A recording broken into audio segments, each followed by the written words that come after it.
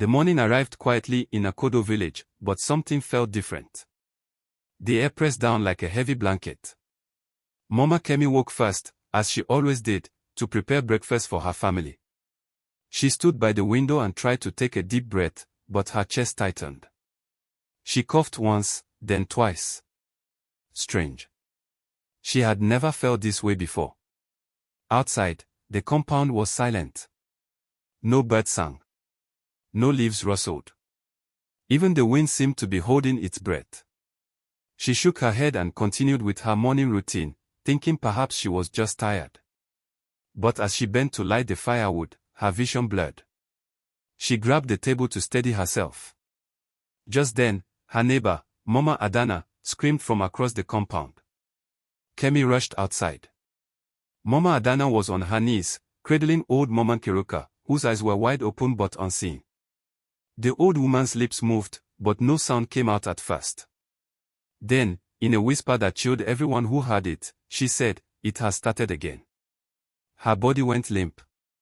The village gathered quickly, murmuring in confusion and fear. No one understood what she meant.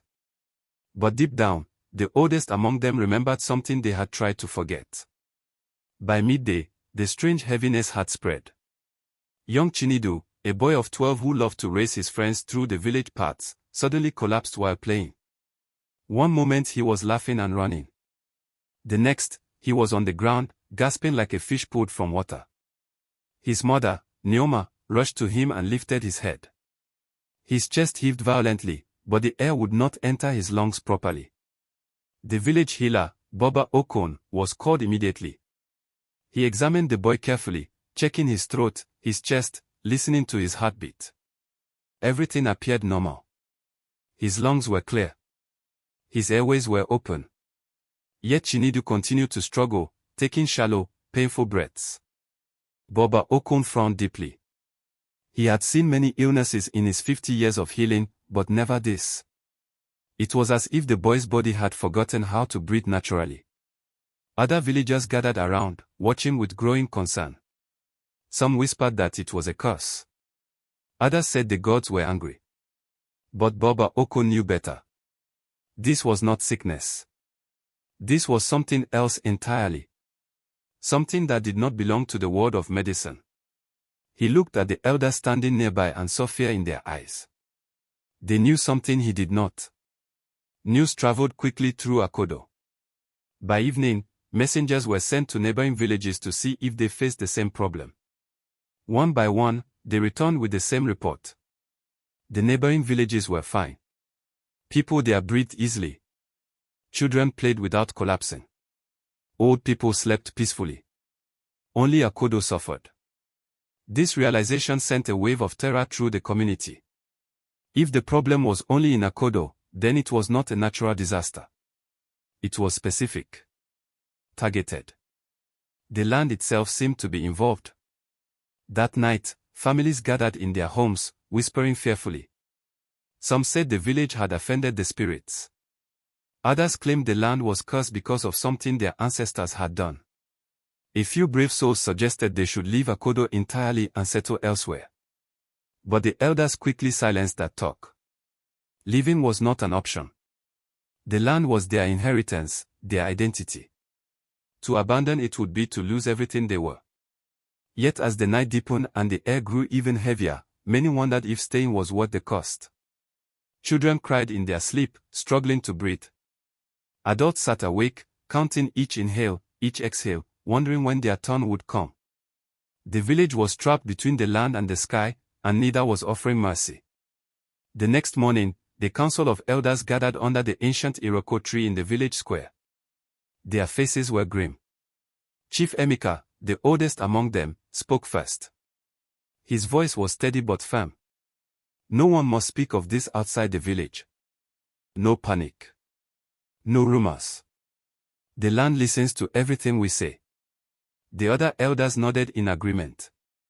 They instructed the villagers to go about their daily activities as if nothing was wrong. Farms must be tended. Markets must open. Life must continue. But everyone knew this was a lie. Life was not continuing. It was slowly suffocating. The elders spoke in low tones among themselves after dismissing the villagers. They remembered stories their own grandparents had told them.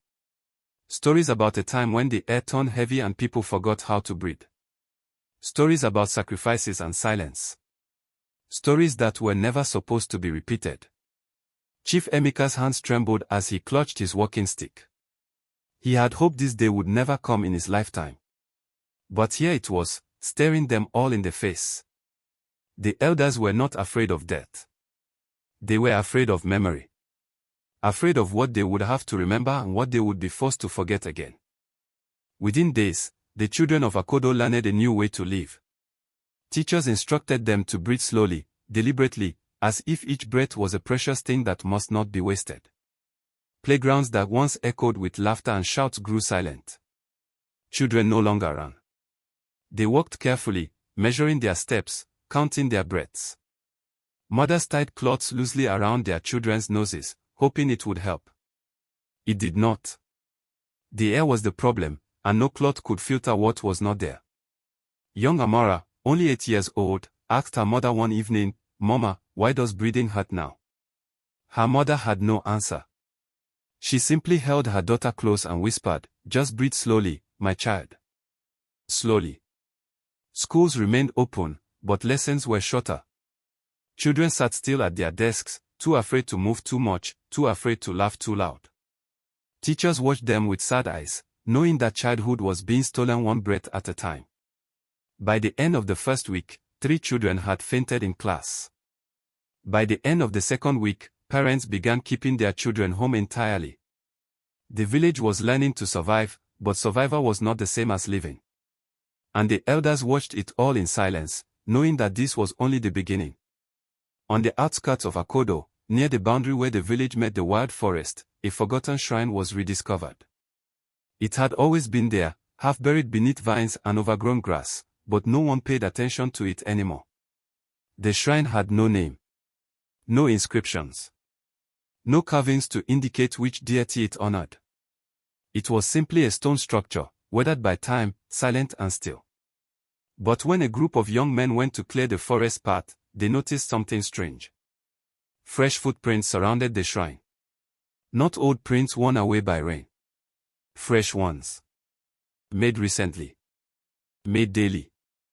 The men reported this to the elders immediately. Chief Emeka and 2 other elders went to see for themselves. They stood before the shrine in silence, studying the prints. Someone had been visiting this place. Someone had been tending it. But who? And why? The footprints were small, like those of a woman or a child. They circled the shrine 3 times before disappearing into the forest. The elders exchanged uneasy glances. This shrine had been abandoned for generations. No one was supposed to remember it. Yet someone did. Someone was keeping it alive. That night, Chief Emeka could not sleep. He sat outside his compound, staring at the dark forest, wondering who worked there in secret and what they were asking for. Amid the growing fear, one man seemed untouched by the curse. His name was Ifani, a quiet man in his 40s who lived alone at the edge of the village. While others gasped and struggled, Ifani breathed easily. Deeply. Freely. At first, no one noticed. But as days passed and more people collapsed, his normalcy became impossible to ignore. Villagers began to watch him. Some with hope. Others with suspicion. How could he be unaffected when even the strongest men were weakening? Women whispered that perhaps he had special protection. Men wondered if he knew something they did not. One afternoon, a group of villagers approached him and asked directly, "Why are you not suffering like the rest of us?" Ifani looked at them with genuine confusion. "I do not know. I feel fine." They pressed further. "Have you done anything different? Visited anywhere? Spoken to anyone?" He shook his head. "I live as I have always lived." But there was something in his eyes. A blankness. A distance. As if part of him was missing. One elder asked him, "Ifani, do you remember your childhood? Do you remember your parents?" Ifani paused. His face went still. He opened his mouth to answer but no words came. He realized, with quiet horror, that he could not remember. Not his parents. Not his childhood. Not even his own name until someone spoke it to him. The villager stepped back, frightened. This man was not blessed. He was hollow. That night, the first death came. Mama Ozioma, a woman in her 50s, died quietly in her sleep. Her husband woke to find her beside him, still and cold.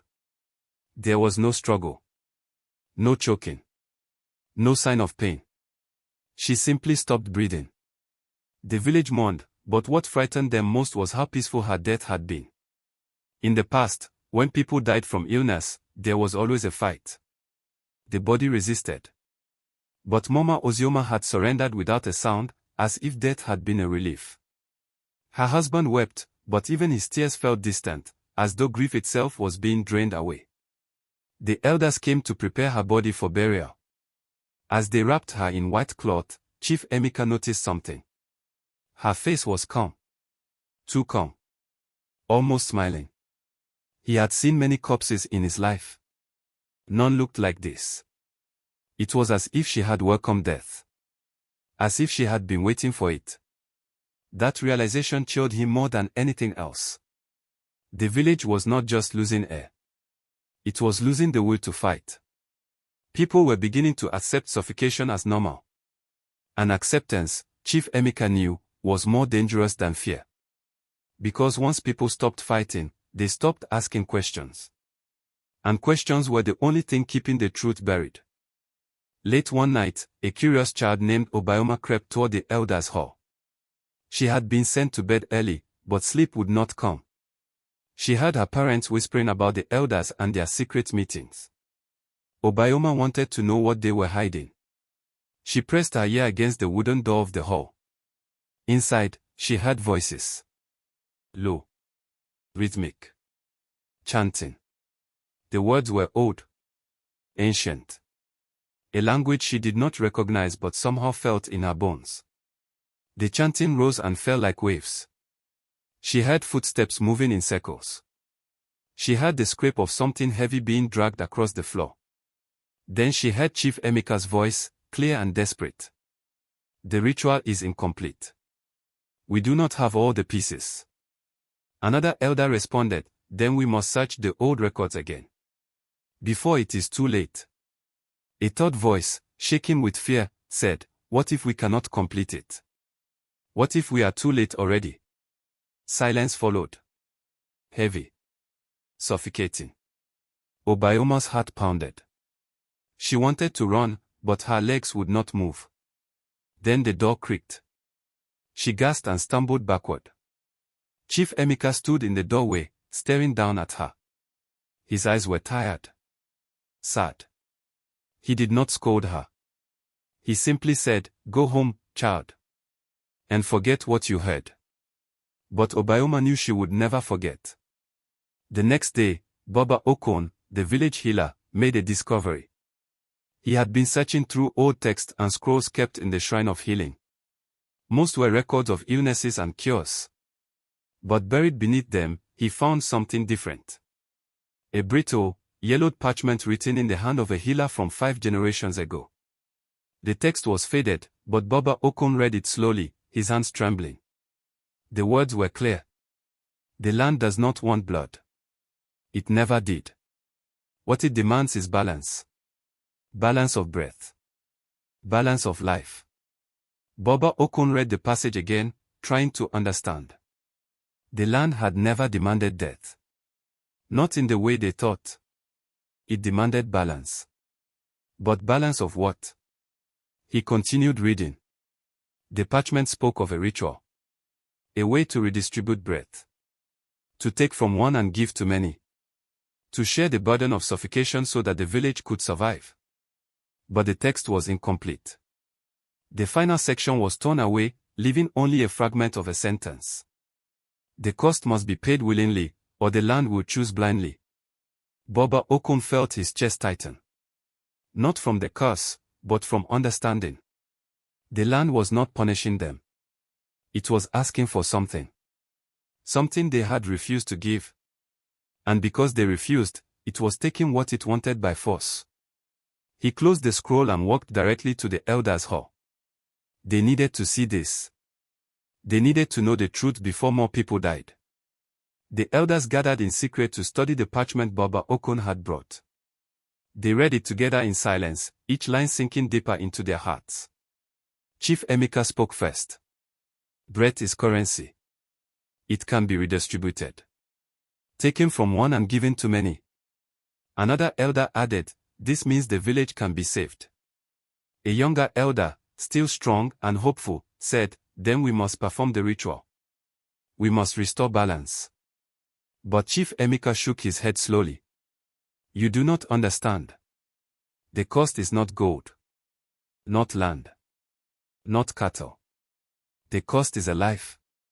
One person must carry the suffocation for everyone else. Silence filled the room. The younger elder's hope faded. He whispered, you mean someone must die? Chief Emeka corrected him. Worse. Someone must live. Live without breath. Live in suffocation while the village breathes freely. The elders stared at each other, horrified. To ask someone to bear such a burden was unthinkable. To force someone was evil. But to do nothing meant the entire village would die slowly, painfully, one person at a time. One elder finally said what they were all thinking. Who would volunteer for such a thing? No one answered. Because they all knew the truth. No one would. No one could. And yet, the ritual required willingness. If no one stepped forward, the land would choose blindly. And it would keep choosing until balance was restored. The cost was clear. The question was, who would pay it? Baba Okon spent the next day searching through old records. Birth records. Death records. Family trees. He noticed something disturbing. Gaps.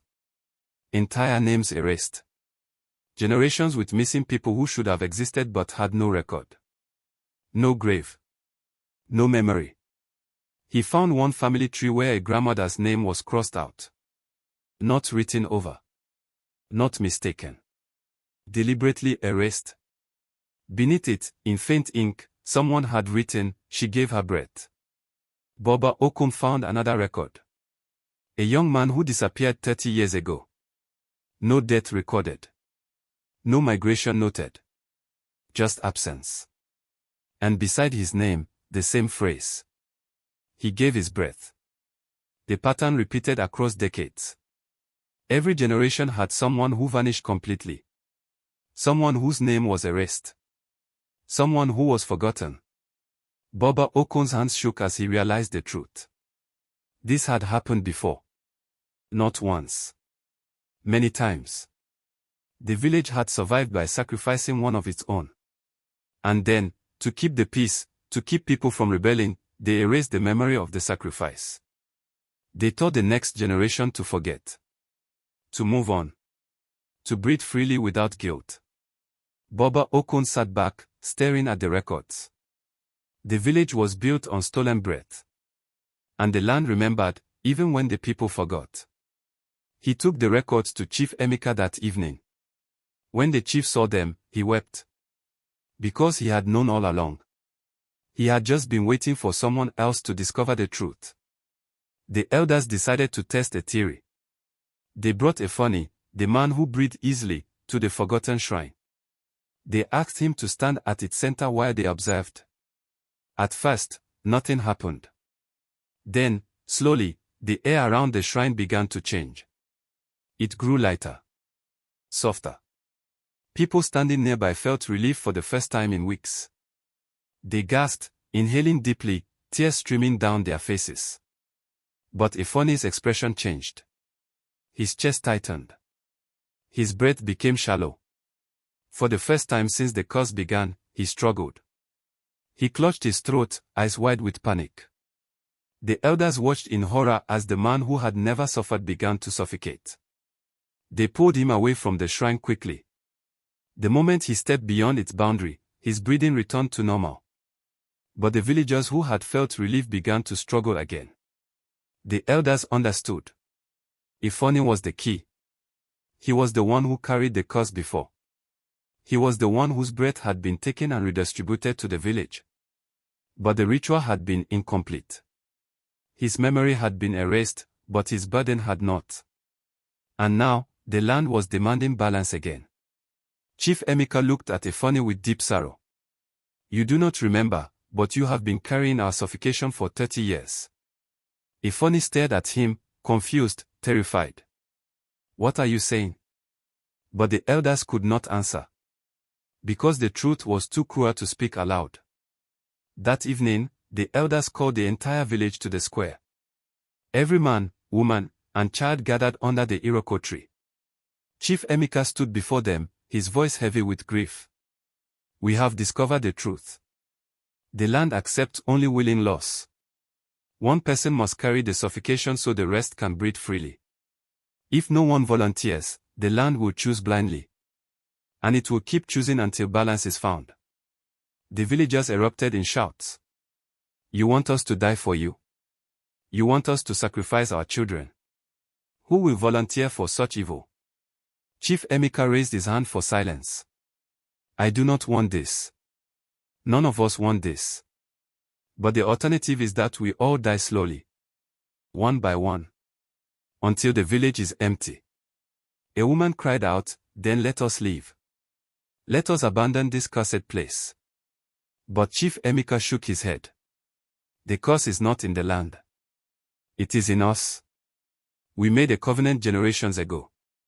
We accepted the terms. And now we must honor them or be destroyed.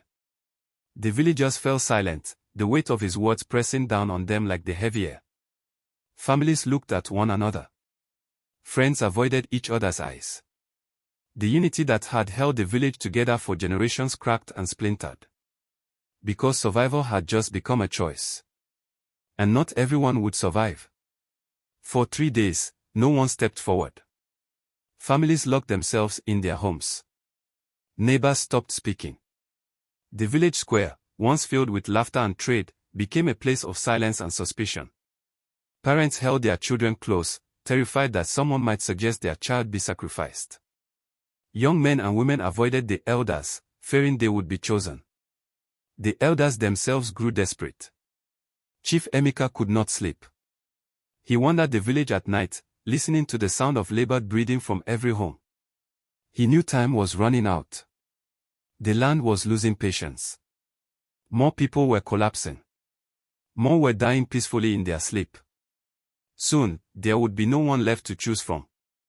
On the third night, one elder proposed the unthinkable. We must vote. We must choose someone. It is the only way to save the majority. Another elder protested. The ritual requires willingness.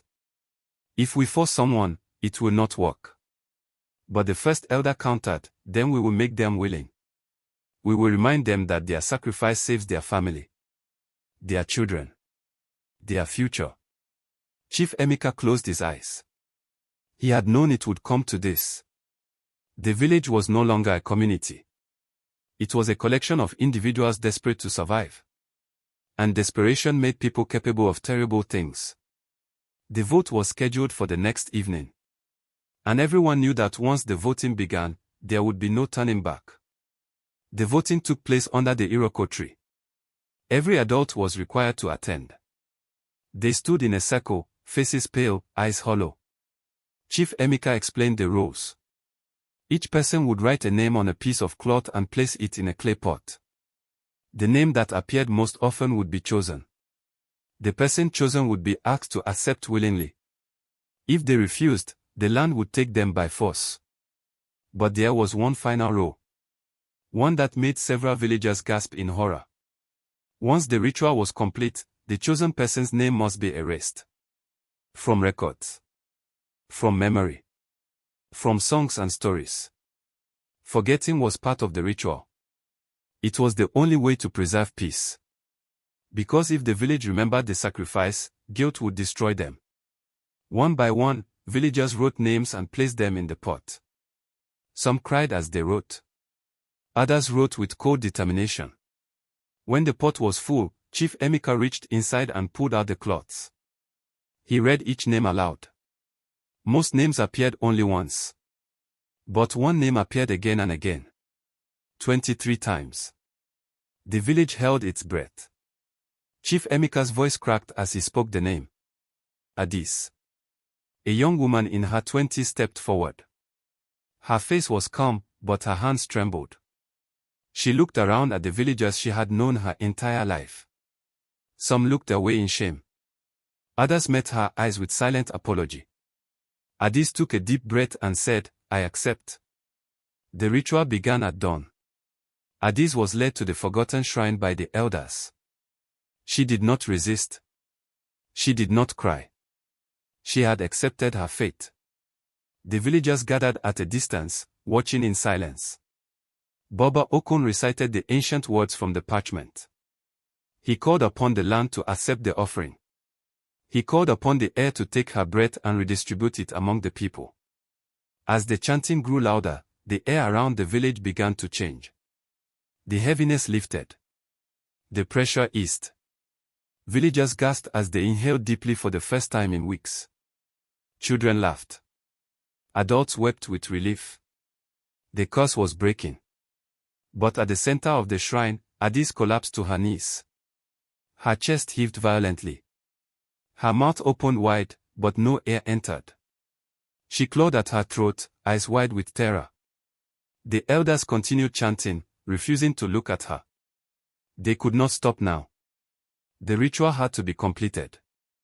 Adis' movements grew slower. Her eyes lost focus. And then, she went still. But she did not die. Her chest rose and fell in shallow, painful gasps. She was alive, but she would never breathe freely again. The land had accepted her.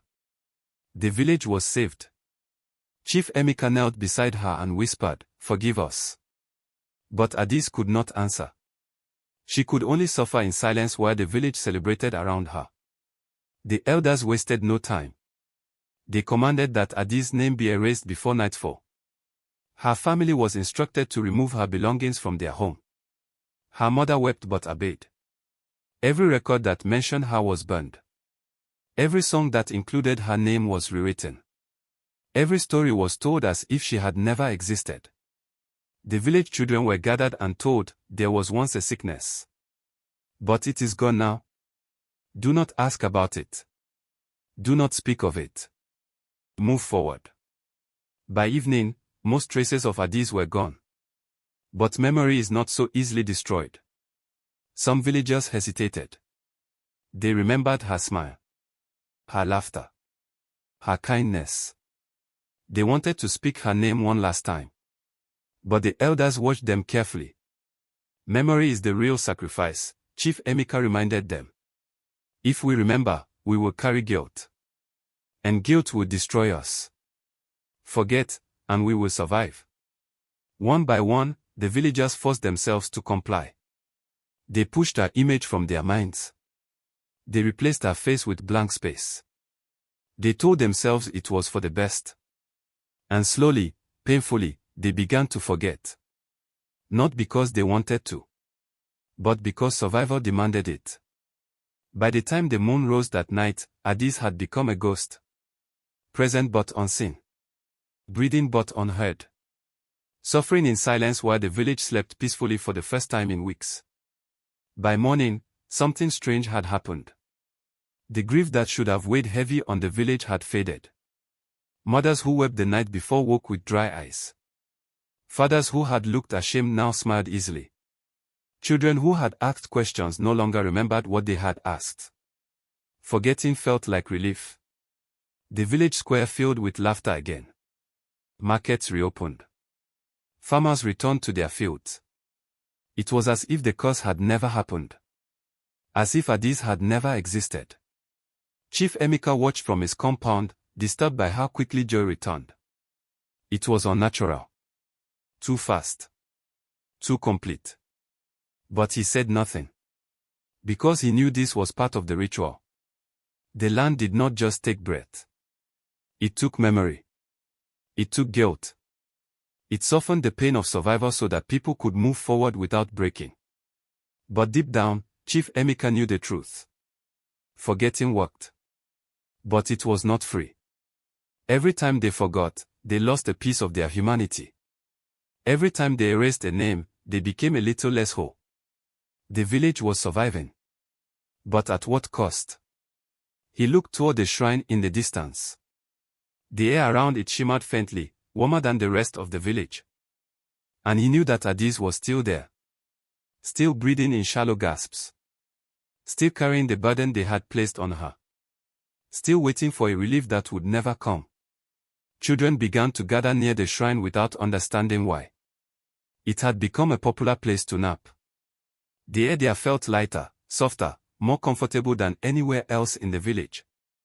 Mothers found their children sleeping peacefully beneath the trees surrounding the shrine. At first, no one thought much of it. Children were always finding strange places to rest. But Baba Oko noticed. He watched as more and more children were drawn to the area. They did not play there. They simply lay down and slept. Deeply. Peacefully. He approached the shrine one afternoon and placed his hand near the stone structure. The air was warm. Pulsing. As if something beneath it was breathing. Or rather, as if something was having its breath drained. Baba Okon stepped back, horrified. The ritual had worked. The village could breathe. But the process had not stopped. The shrine was still pulling breath from the chosen one. Still feeding it to the village. The children were drawn there because the air was richest near the source. They were unconsciously seeking relief, not knowing that their comfort came from another suffering. Baba Okon wanted to tell the elders. But what would he say? That the ritual was working exactly as intended. That their survival depended on continuous extraction. He walked away from the shrine, heart heavy. The village had made its choice. And there was no undoing it now. One evening, a young child named Chidi asked his mother a simple question. "Mama, why does the air sometimes feel heavy?" His mother paused. She opened her mouth to answer, but no words came. She did not know. Or rather, she had known once, but the memory was gone. She looked at her husband, hoping he would answer. But he simply shrugged. "That's just how life is, my son. Some days the air is heavy. Some days it is light." Chidi frowned. "But why?" His father's voice grew firm. "Do not ask so many questions, Chidi. Accept what is and be grateful." The boy fell silent, but the question lingered in his mind. Around the village, other children asked similar questions. Why do we breathe carefully? Why is there a shrine no one visits? Why do the elders look sad sometimes? Every time, the answer was the same. That's just how life is. The elders heard these questions and exchanged worried glances. They had erased the memory, but they could not erase curiosity. Children were beginning to notice the gaps. The inconsistencies. The things that did not make sense. Chief Emeka knew that one day, someone would dig deeper. Someone would find the old records. Someone would discover the truth. And when that day came, the village would have to choose again. Between comfort and compassion. Between survival and honesty. And he feared they would make the same choice. Years passed. The village thrived. No sickness. No suffocation. No fear. Children grew strong. Crops flourished. The memory of the curse faded completely. When elders gathered under the Iroko tree, they spoke of progress. Of prosperity. Of peace. No one mentioned the shrine. No one asked about the heavy air that sometimes returned briefly before vanishing again. They had learned not to ask. Chief Emeka grew older, his back bent, his eyes clouded. But he never forgot. On quiet nights, he walked to the edge of the village and stared at the shrine in the distance. He wondered if Adis was still there. Still breathing. Still suffering. Or if she had finally been released. He never went close enough to find out. Because knowing would break him. And he needed to remain strong for the village. One evening, a young man approached him. The man was preparing to become the next chief. He asked, "Baba, is there anything I must know before I lead this village?" Chief Emeka looked at him for a long moment. He thought about telling the truth, about revealing the cost of their peace. But then he remembered the ritual, the erasure, the survival. He placed his hand on the young man's shoulder and said, "Lead with wisdom. Protect the people. And never disturb the land." The young man nodded, satisfied. And Chief Emeka walked away, carrying the truth alone. More years passed. Chief Emeka died peacefully in his sleep. The village mourned him with grand ceremonies. But no one knew the burden he had carried. The old records he had hidden were sealed away in a locked room beneath the elders' hall. New leaders took over. New families were born. The village grew larger, wealthier, more confident. They built new homes, expanded their markets, sent their children to schools in distant towns. Life was good.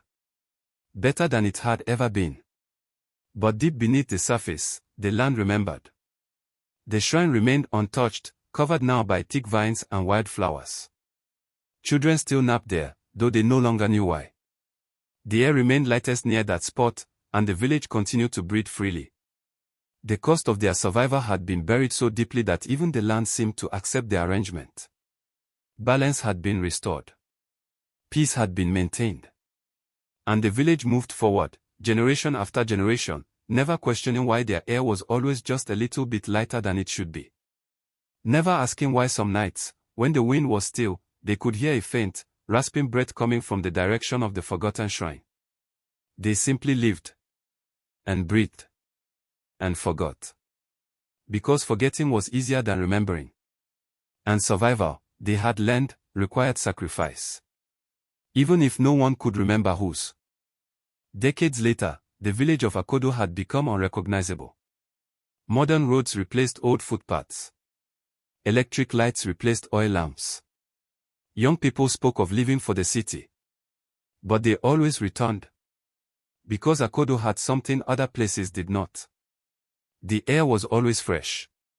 Always breathable. Always easy. People from neighboring towns noticed. They asked, "Why does your village always feel so peaceful?" The people of Akodo smiled and said, "We take care of our land. We respect our ancestors." But none of them knew the truth. None of them remembered. The old shrine, now completely overgrown, was eventually discovered by a group of university students researching ancient villages. They examined the structure, took photographs, and published papers about its historical significance. But they never understood its purpose. They never felt the warmth that still pulsed faintly from its center. They never heard the shallow, labored breathing that continued beneath the earth. The village had survived by making one person's bread the foundation of everyone else's life. And because they had forgotten, they felt no guilt, no shame, no responsibility. They simply lived, thrived, breathed freely. And somewhere beneath the shrine, in a place between life and death, Adi still carried their burden. Still gasped for air that would never fully come. Still waited for a relief that would never arrive. But no one remembered her name. No one mourned her sacrifice. And that, the land had decided, was payment enough. The narrator speaks now, pulling back the curtain to reveal the final truth. The village of Akodo could have remembered. They could have honored the sacrifice. They could have shared the pain instead of placing it on one person. But they chose comfort over compassion. They chose survival over honesty. They chose to forget because forgetting felt like freedom. And so they taught their children that life was simply this way. That breathing freely was normal. That the heavy air some nights was just weather. They built their peace on stolen breath and called it progress. They built their future on erased memory and called it wisdom. And the land, patient and eternal, accepted the arrangement. Because the land does not judge. It only balances. The village breathes freely today because somewhere beneath it, someone never does. And they will continue breathing freely as long as they continue forgetting. As long as they refuse to ask questions. As long as they accept what is without wondering why. The cycle is complete. The curse is lifted. The village is saved. But the cost remains. Hidden. Buried. Breathing in shallow, painful gasps beneath the earth. Waiting. Always waiting. For someone to remember. For someone to care. For someone to finally say the name that was erased. But that day may never come. And perhaps that is the real curse. Not suffocation. But forgetting. Not death. But the slow, deliberate erasure of those who suffered so others could survive. The village refused to breathe the truth. And so the truth breathes alone.